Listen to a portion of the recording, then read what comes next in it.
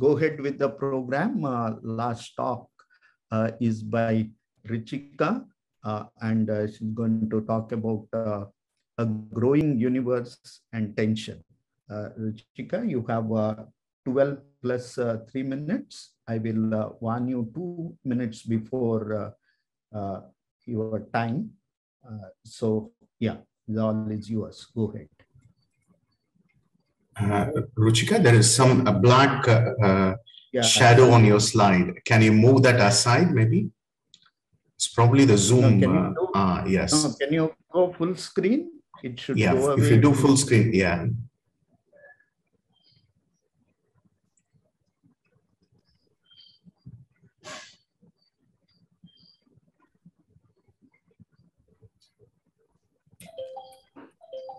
No, can you? No, maybe you should go to the whichever PDF viewer you have and say full screen there. Instead of where there is fit with, maybe view full screen. That should do. That is gone. The black square is gone. Can you go back and make it? Yeah. Right. Perfect. Please go ahead. Okay. Good. Hello, we can't. Ruchika, we are not able to hear you, Ruchika. You need to speak loudly or something happened with the microphone. Unmute your mic. It is still muted. Can you unmute your mic? Yes. Okay, let me see whether.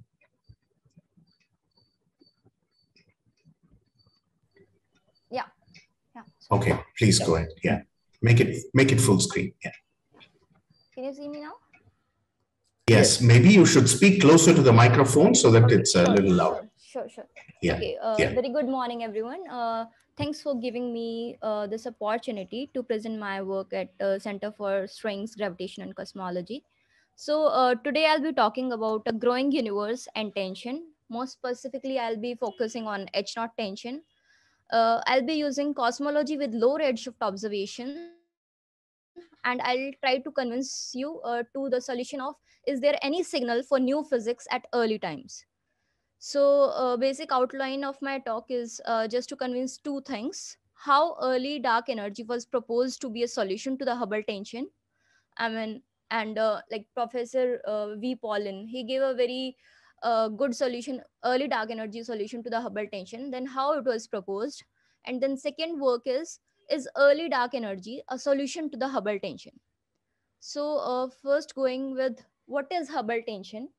So Hubble tension is basically when we are measuring the expansion rate of universe via local measurements, say parallax method or detached eclipsing binaries or measures via Schu's program, rare subtle program, we are getting the value of Hubble constant as 73.30 plus minus 1.04 kilometer per second per megaparsec. On the other hand, when we are measuring it at the redshift of 1100, when we are assuming a Planck lambda CDM cosmology at the cosmic microwave background, we are getting the value of Hubble constant as 67.4 plus minus 0.5 kilometer per second megaparsec.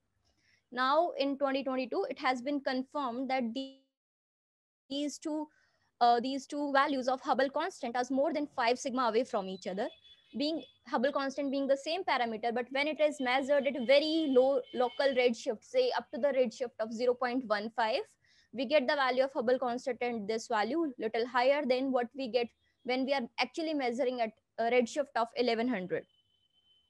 So now people are thinking, so is this just a systematic problem, or there is some physics lies in it which can explain this Hubble tension in measurement of Hubble constant? So this is the paper that we did in 2018. So in this paper, I want to show that how early dark energy was proposed to be a solution of Hubble tension, how it was proposed, and what was the main motivation behind proposing early dark energy.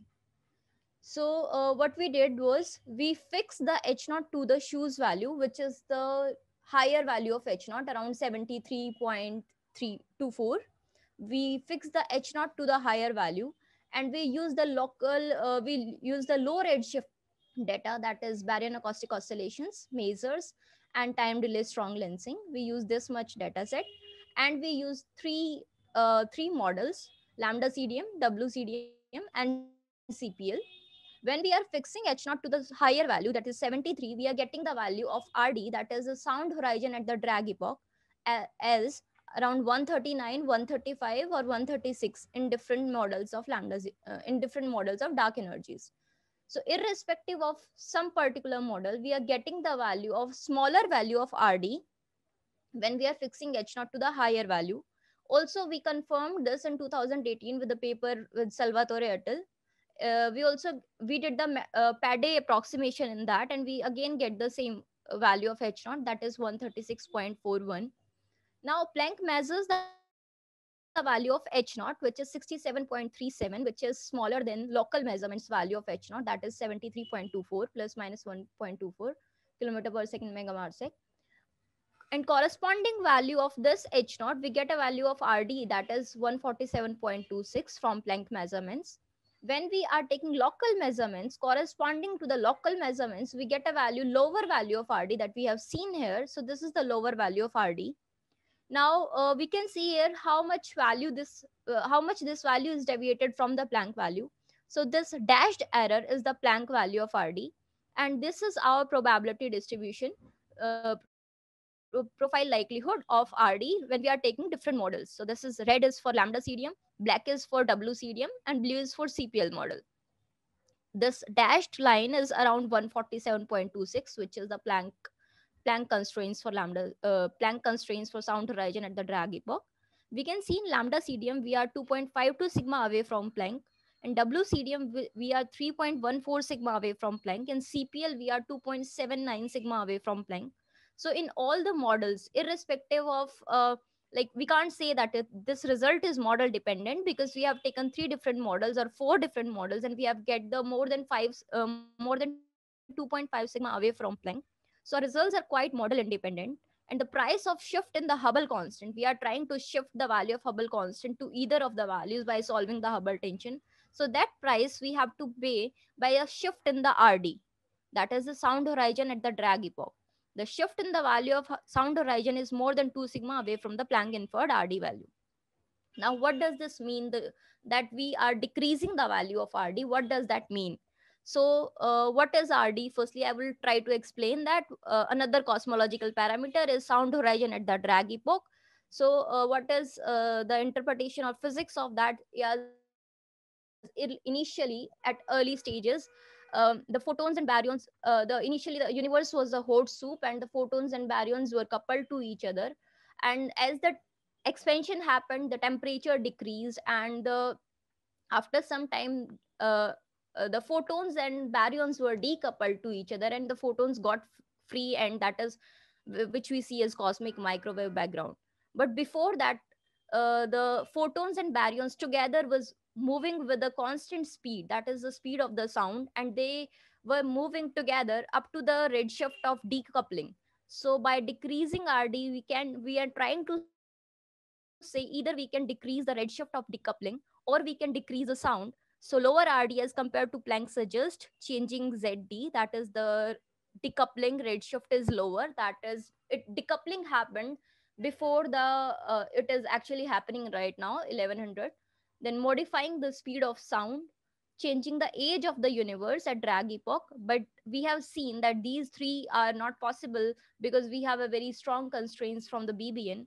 Then only what remains is changing primordial fluctuations, or we try to say some early dark energy is there, which is responsible for more expansion, more value of H0, and that's why lower value of RD. So a conclusion of this work was, along with the Hubble tension, there is a similar tension ongoing with the sound horizon at the drag epoch from low redshift Planck measurements. It does not depend on the dark energy behavior solution. One needs to modify some early universe cosmology to solve the tension. Then the another work that we did was, is there an early universe solution to the Hubble tension? So that whatever we proposed in 2018, that early dark energy can solve the Hubble tension, we tried to see this, if actually the early dark energy is a solution to the Hubble tension or not. So this was the motivation of this paper lies in the appendix in this Holy Cow paper. So this was Holy Cow 13, and there was this figure in their appendix, a 2-point measurement of H naught from lensed quasars. You must have seen this paper. So what was there was when we are seeing this lens redshift from 0.28 to 0.78, we have seen the H naught value is going from around 84 to value of 67. Okay, so we see a lowering trend in the very low redshift only. So now this value of H naught that we get from at redshift of 0.78 is around 67, which on the other hand is given by the Planck redshift, which is at 1100. So we get this lowering trend here itself. So we try this, we like this trend very much, and we were interested in exploring this trend. So if the Holy Cow result that this trend is true, implications are as follows. First, this trend cannot be explained by keeping lambda CDM model and adjusting the sound horizon using the early universe physics, because that will simply lower or raise the trend. That will simply, the whole trend will shift from here to here if we increase the early dark energy, but it can't explain why this is decreasing to this value from the low redshift observation only. Thus may be a staring at preliminary evidence for a new cosmology at late times. So we have used this data sets, that is isotropic BO measurements by 6 DF survey, then an isotropic BO measurement by Bose DR12. Then also we have used the angular diameter distance from mega major hosting galaxies like this, and cosmic chronometers up to the redshift of redshift less than zero point 0.7. We on incorporate 924 type A supernova from Pantheon dataset only up to the redshift of zero point 0.7, rather than taking the whole range up to 0.1, uh, 1.5. Okay, so we have very important here that we are not taking the Holy Cow measurements here, and all the measurements, all the data sets that we have taken are varying up to the redshift of zero point 0.7, not more than that, because we want to verify this trend. Sorry, Ruchika, we seem to have lost you. Hello. Oh, we are back. Yes. Yeah. Okay. Okay. Uh, were you able to listen to me up to here? Yes. Okay. Yes. Okay. Yes. Sure. Okay. So very important thing here is that we are having the value of we are not having the value of Hubble constant or Holy Cow measurements, any of the data from the lens quasars, but we are taking all other low redshift measurements. Okay.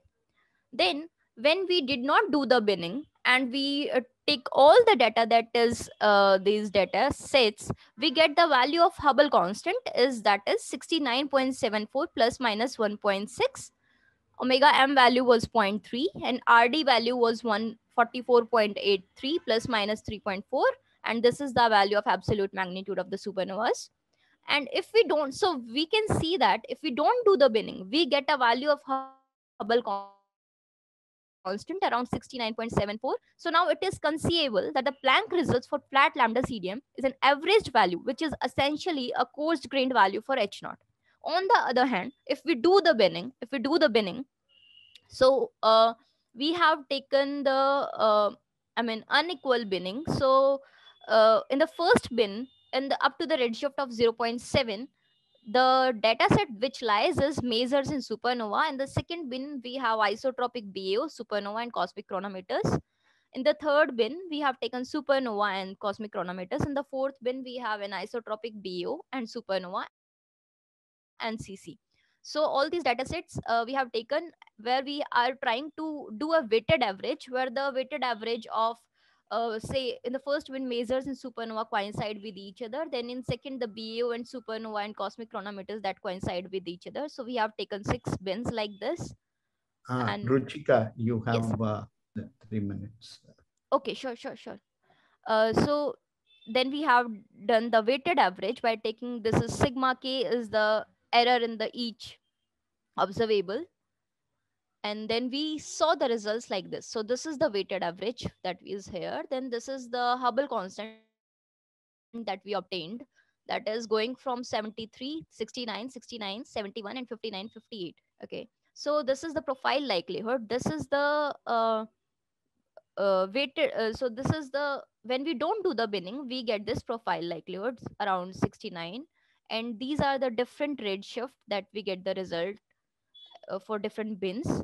We can see this does not uh, coincide with the when we are getting the results at when we are doing the unbinned statistics, and we have seen the same kind of trend, lowering trend for different lengths. So it is not, if it was normal, if it was Hubble constant was constant at lower redshift, it would have been the straight line, which is null hypothesis, that is zero slope from there. But we see a lowering trend again. We fit the same linear regression through the data with the original binned H0 values and find that the slope of the data falls is 2.1 sigma, which is 1.7 sigma in holy cow, away from the slope of the null hypothesis. Concretely, we find the intercept H0 is 73.6 plus minus 2.5, which is curiously close to the holy cow's H0 determination. So the conclusion is decreasing trend of H0 with redshift as proposed by holy cow is verified. If the trend is true, then all the early universe solutions, including the early dark energy to the Hubble tension, will be falsified. If we don't do the binning, we get value of H0 around 69.74 plus minus 1.6. So now it is conceivable that the Planck result for flat lambda CDM is an averaged value, which is essentially a coarse grained value for H0. Thank you.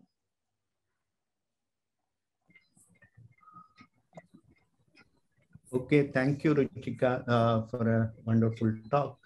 So now for the questions, Sriram, go ahead. Hi, Ruchika. Hi, You're not suggesting any resolution. You're saying there is some systematics, is it? I am not able to place what is your final conclusion. So the conclusion is,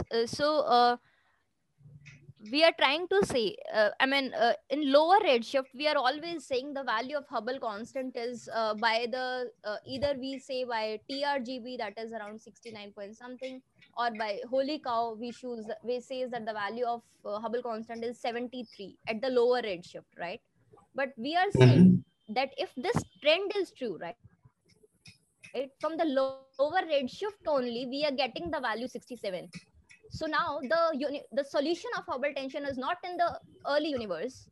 I mean, the universe, it doesn't give it, not just it gives the value of 67, but from just the low redshift observation, we are able to get the value of 67. So we need to actually see this redshift, what is going on, to explain the Hubble tension, rather than going to the very higher redshift 1100 to solve the Hubble tension. So when you use these redshift bins, have you made use of every data available in this bin? Yes. So this is all the data that is available, mostly all the data that is available in these bins. BO measurements, then masers, cosmic chronometers, and Pantheon data. Okay, I understand. If there are questions, I'll speak to you offline. Thank you. Sure. There is always a bias could come because of the incompleteness of data, right? That is for sure. But we actually saw this trend that was very much interesting to us. This was in Holy Cow paper, okay?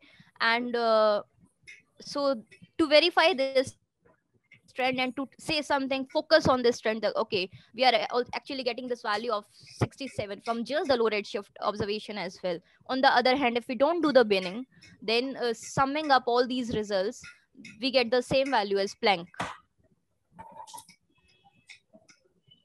I noticed Sumati has a hand raised. Sumati, please go ahead. Yeah, thanks for a very interesting talk, Ruchika. I had a question. So in this community, what are the favored theoretical models to explain these this kind of discrepancy, or whatever you call it, the variation of H0? because the traditional way of thinking about it is that if you have a cosmological constant, etc., you just have one value of H naught, right? So these tensions that one talks about, even in the phenomenological sense, what are the favored, or what are the ideas of where this could arise from? I'm just curious. Yeah, sure. This is a very good question. So when actually I did in a work we did 21 dark energy models we took, which were including all these quintessence model, canonical models, and dark energy parameterization. And we found that the scalar field models were doing better. Okay, but then twice I did a model independent approach. So that was cosmology model independent approach. One was Paddy approximation that we took, and other was Gaussian reconstructions that people are doing. And we also tried that. Also, principal component analysis. But via all these methods that cosmological model independent ways people are doing, they are not getting the results matching with any of the theoretical models. So right now, in my opinion, if you say is to do more of model independent techniques, and if any theoretical model is nearly close to that, or trying to explain the model independent ways, reconstructions or model independent ways into some theoretical perspective. So from what I can tell, your work is just essentially looking at low redshift, which are largely BAO, is it? Is that right? No, I mean also these all the data sets. So all the data sets. Okay, right. All right. Sorry. Okay. So and you're saying that even there you're seeing this tension rather than the tension with this as well as the against the high redshift. So even late universe, the data is. This is very interesting. So thanks a lot for that. I didn't know. Yeah. Thank you. Yeah.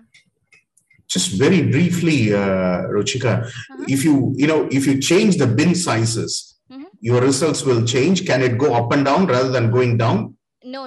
We have tried various bins and taken different bin sizes. All right. Okay, thank you. Thank you. Okay, are there any more questions? Okay, if there are no questions, thank you, Ruchika, for a nice talk. And we have come to the end of this session.